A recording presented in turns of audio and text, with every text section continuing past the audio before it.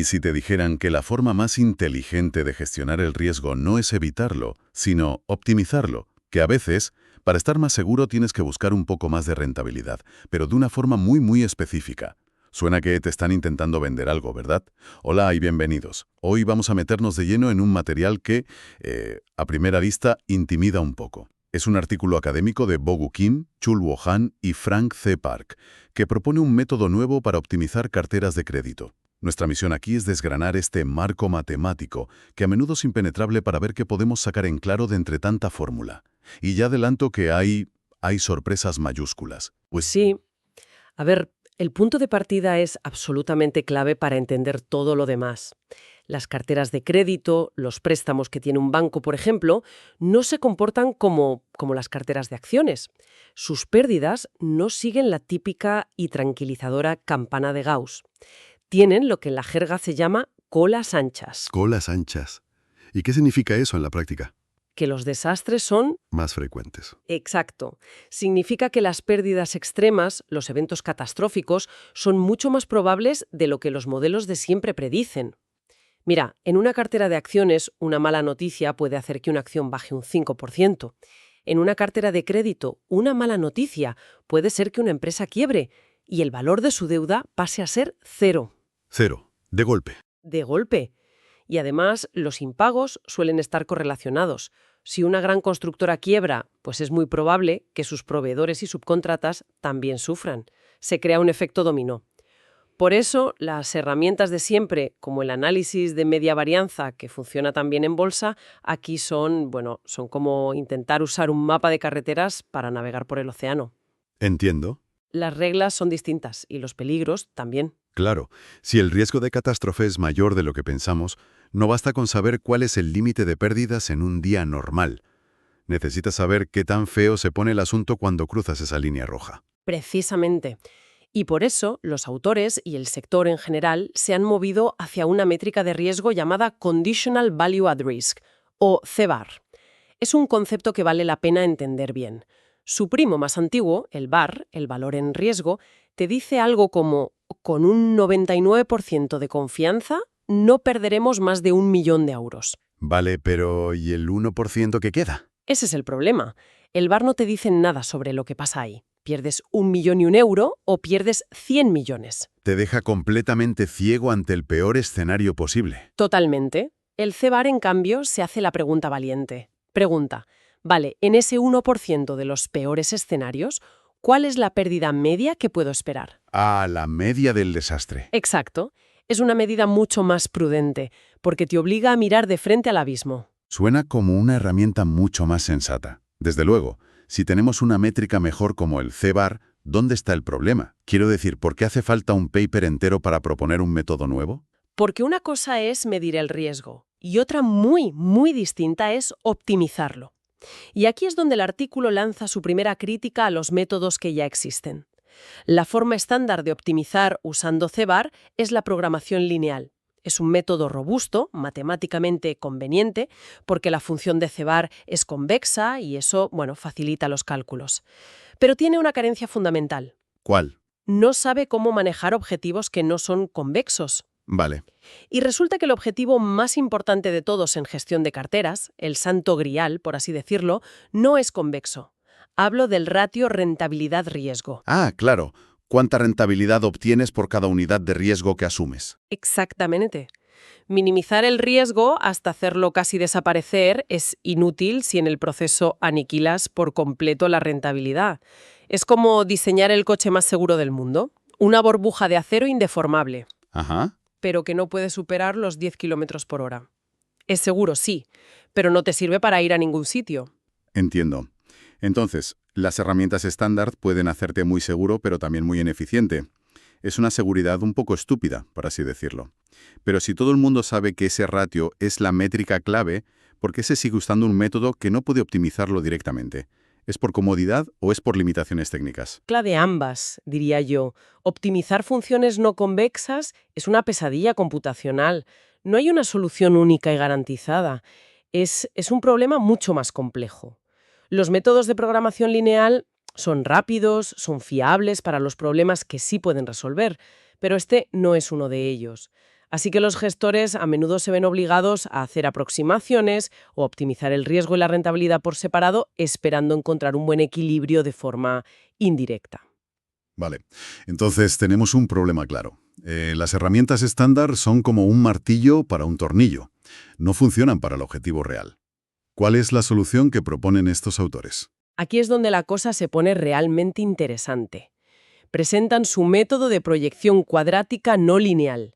La idea de fondo es muy intuitiva y, la verdad, bastante elegante. En lugar de intentar encontrar la cartera óptima de un solo salto, lo que es matemáticamente casi imposible, proponen un enfoque iterativo, un paso a paso. Como un GPS que va recalculando la ruta constantemente. Es una analogía buenísima.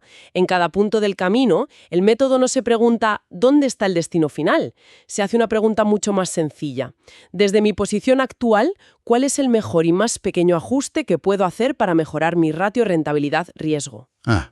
Realiza una serie de optimizaciones diminutas. En cada paso, ajusta un poquito la cartera para encontrar la mejor dirección localmente y repite el proceso una y otra vez. O sea, un procedimiento continuo de pequeños ajustes inteligentes. Me recuerda un poco a escalar una montaña en medio de una niebla muy densa.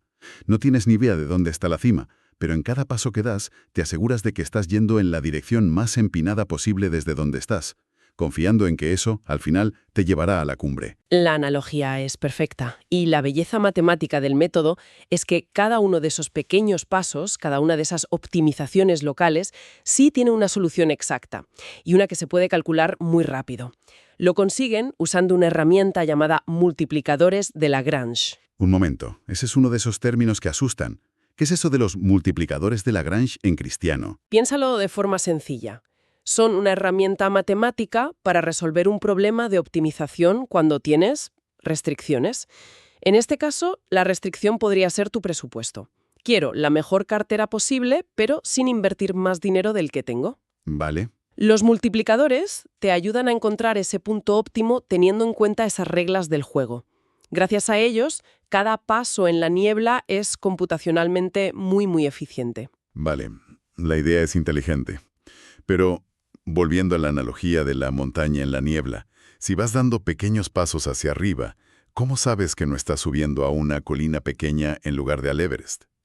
¿No corres el riesgo de quedarte atascado en una falsa cumbre, en un óptimo local que en realidad no es el mejor de todos? Esa es una pregunta excelente y es la crítica fundamental a este tipo de métodos de optimización local. Y la respuesta es que sí, absolutamente. El propio artículo lo admite de forma implícita. El camino que encuentras no tiene por qué ser el único, ni el mejor a nivel global. De hecho, el resultado final puede depender de por dónde empiezas a caminar y del tamaño de los pasos que des. ¿Qué quieres decir con el tamaño de los pasos? Es un parámetro crucial. Si das pasos muy grandes en la montaña, corres el riesgo de saltarte el camino correcto y caer por un barranco. Claro. Si los das demasiado pequeños, tardarás una eternidad en llegar a cualquier sitio y el coste computacional se dispara. Y lo más importante que el artículo señala es la dependencia del camino. Dos gestores de carteras que parten exactamente del mismo punto y usan este método, pero eligen tamaños de paso un poquito diferentes, podrían acabar en dos carteras óptimas completamente distintas. Vaya. No es un fallo del método, sino una característica inherente a la complejidad del problema. O sea que no hay una única respuesta correcta, sino múltiples buenas respuestas dependiendo de cómo la busques. Eso es un cambio de paradigma importante respecto a los modelos que te dan una solución única y perfecta. Exacto. Abandona la idea de una única cartera óptima y la sustituye por la idea de una trayectoria de mejora continua. Es un enfoque más humilde, pero quizá más realista. Entiendo las pegas teóricas, la dependencia del camino, el riesgo de un óptimo local, pero al final la pregunta clave es, ¿si esto funciona en el mundo real? ¿Lo probaron? ¿Qué pasó cuando lo aplicaron a datos de verdad? Aquí es donde viene lo bueno. La teoría es fascinante, pero la prueba de fuego son los resultados. Y sí, lo probaron, con un conjunto de datos muy serio de un banco surcoreano. Una cartera con 252 grupos de activos distintos y 2.000 escenarios de pérdidas posibles. Un entorno muy realista. Y ejecutaron su modelo con 3 objetivos diferentes. A ver, déjame adivinar. Minimizar el riesgo, maximizar la rentabilidad y el tercero, maximizar el ratio entre ambas. Pues lo hizo. Encontró una cartera de riesgo mínimo, como era de esperar, Cuando le pidieron que maximizara la rentabilidad, también lo hizo, pero a costa de disparar el riesgo, algo que también era previsible. Pero lo realmente llamativo, lo que justifica todo el artículo, fue lo que pasó con el tercer objetivo. ¿Optimizar el ratio? Exacto. Y aquí viene la gran paradoja. Al optimizar ese ratio rentabilidad-riesgo, la cartera resultante tenía un riesgo CEVAR inferior a la cartera cuyo único objetivo era minimizar el riesgo. Espera. Repite eso. ¿Me estás diciendo que para conseguir la máxima seguridad, la mejor estrategia no fue buscar la seguridad, sino buscar un poco más de rentabilidad de una forma inteligente? Eso va completamente en contra de la intuición. Es como decir que para frenar un coche, a veces hay que acelerar un poquito en una curva concreta. ¿Cómo es posible? Es el hallazgo clave, el eureka del estudio. Y es totalmente antiintuitivo, sí. La explicación parece estar en la estructura de la diversificación. Cuando solo te enfocas en minimizar el riesgo, el modelo puede encontrar un mínimo local, un pequeño valle seguro. Vale. Pero al introducir el objetivo de la rentabilidad, obligas al modelo a explorar el paisaje de otra manera. Lo fuerzas a buscar combinaciones de activos que no solo son seguras, sino también eficientes. Y en esa búsqueda parece que es capaz de encontrar un valle mucho más profundo, un punto dulce de diversificación que el otro método, más directo, es incapaz de ver. Es decir, que el objetivo de rentabilidad actúa como una especie de guía que le ayuda a navegar mejor el mapa del riesgo, evitando que se quede atascado en la primera zona segura que encuentra. Esa es una interpretación excelente. Demuestra que la relación entre riesgo y rentabilidad no es una línea recta, donde más de uno siempre implica más del otro. Es un terreno complejo, un paisaje con valles y picos. Y este método parece ser una brújula mucho más sofisticada para navegarlo. Increíble. Buscar la eficiencia y no solo la seguridad te lleva a un lugar más seguro. Me sigue pareciendo increíble, de verdad. Pero, ¿qué pasó con el otro experimento, el de maximizar solo la rentabilidad?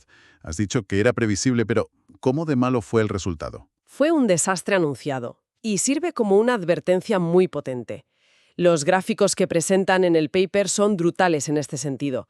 La línea que representa el riesgo CIBAR se vuelve casi vertical y al mismo tiempo un índice de diversificación que ellos mismos crean se desploma. Se desploma. Esto indica que la cartera se concentra masivamente en unos pocos activos de alto riesgo y alta rentabilidad. Es la estrategia de apostarlo todo a un número. El método no solo te muestra el camino correcto, sino que también ilumina con luces de neón los caminos que llevan directos al precipicio. O sea que no solo es una herramienta para encontrar el grial, sino también un detector de veneno muy eficaz. Y además del método en sí, parece que el paper ofrece otras herramientas más conceptuales, ¿no? ¿Mencionas ese índice de diversificación? Sí, el marco es bastante completo. El índice de diversificación es útil porque cuantifica la reducción de riesgo que logras por el simple hecho de no meter todos los huevos en la misma cesta. Pero para mí, la herramienta de diagnóstico más potente que presentan es el Derivative at Risk. ¿Y eso qué mide exactamente? Mide la sensibilidad del riesgo total de la cartera a un pequeño cambio en la ponderación de un único activo. En la práctica, te permite responder a una pregunta crucial para un gestor. Si aumento mi exposición a los préstamos inmobiliarios en un 1%, ¿cuánto aumentará el riesgo global de mi cartera? Ah, vale. Te da un control granular casi quirúrgico para entender qué activos son los que más contribuyen al riesgo total y cuáles, en cambio, actúan como estabilizadores. Son herramientas de diagnóstico muy potentes, desde luego. Pero, seamos honestos, todo esto suena casi demasiado bueno para ser verdad. ¿Cuáles son las limitaciones, la letra pequeña? La letra pequeña es enorme y es algo que los propios autores reconocen. Todo este análisis, toda esta optimización se basa en un conjunto de datos, ya sean datos históricos o escenarios futuros generados por un modelo. El método optimiza la cartera para ese universo de datos concreto. Es un motor potentísimo, pero el combustible son los datos. El clásico problema de basura entra, basura sale. Exacto, pero elevado a la enésima potencia. Si tus datos de entrada, tus 2000 escenarios, no capturan la posibilidad de una crisis financiera como la de 2008 o una pandemia global, Ya. el modelo optimizará una cartera que será perfecta para un mundo sin esas crisis, pero catastróficamente vulnerable si una de ellas ocurre. He visto modelos que eran obras de arte matemáticas, pero que se hicieron añicos en la realidad porque sus supuestos de partida eran erróneos. Este método es una herramienta poderosa para ajustar una cartera basándose en lo que se conoce o se proyecta, pero no es y nunca podrá ser una bola de cristal. Vale, si tuviéramos que destilar todo esto, quedarnos con las ideas clave, la primera para mí es que las reglas del juego del riesgo de crédito son fundamentalmente diferentes. Hay que olvidarse de la cómoda campana de Gauss y prepararse para esas colas anchas. Totalmente. Y la segunda es que, para navegar ese terreno, necesitamos herramientas más sofisticadas. Este método de proyección cuadrática, este enfoque de paso a paso, ofrece una alternativa inteligente y viable. Aunque no sea perfecto y tenga sus propias particularidades, como la dependencia del camino, nos permite apuntar a objetivos más complejos y realistas, como es la eficiencia. Y la tercera, que es la que a mí me sigue volando la cabeza. La eficiencia puede ser el camino más corto hacia la seguridad. Que centrarse en la relación entre rentabilidad y riesgo puede llevar a carteras objetivamente más seguras que centrarse exclusivamente en la seguridad. Una pequeña mejora en la rentabilidad, si está bien dirigida, puede ser tu mejor póliza de seguros. Para terminar, me gustaría proponer una reflexión que va más allá de las finanzas. Este artículo se centra en carteras de crédito, pero la idea de fondo, la filosofía del método, es muy potente y aplicable a otros campos. Pensemos en ello. Si en sistemas complejos, como una estrategia empresarial, la gestión de una cadena de suministro o incluso nuestro propio desarrollo personal, dejáramos de obsesionarnos con encontrar una única solución perfecta a largo plazo, que probablemente no exista, y en su lugar nos centráramos en dar siempre el mejor siguiente paso posible desde donde estamos ahora mismo, qué nuevos caminos óptimos que ahora ni siquiera imaginamos podríamos descubrir. Una idea muy potente para cerrar, dejar de buscar el mapa completo y centrarnos en dar bien el siguiente paso.